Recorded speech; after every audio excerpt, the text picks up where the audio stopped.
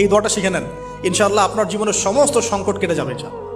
আমি নিজেও এই দোয়াটা বেশি বেশি করার চেষ্টা করি। দোয়াটা হচ্ছে, মুসা আলাইহিস সালাম একটা গাছের নিচে হেলান দিয়ে বসলেন, বসে দেখলেন দুজন মেয়ে দাঁড়িয়ে আছে দূরে, পানি নিতে পারছে না, লোকজন পানি নিয়ে যাচ্ছে, ওরা দাঁড়িয়ে আছে বেচারি। মুসা আলাইহিস সালাম গিয়ে বললেন, কি সমস্যা আপনাদের?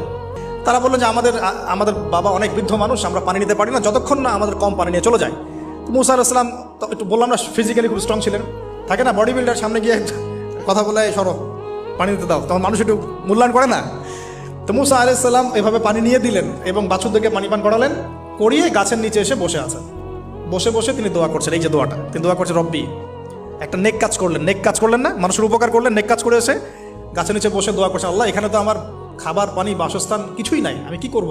রব্বি ইন্নি লিমা আনজালতা ইলাইয়া মিন খায়রিন ফাকির, রব্বি ইন্নি লিমা আনজালতা ইলাইয়া মিন খায়রিন ফাকির।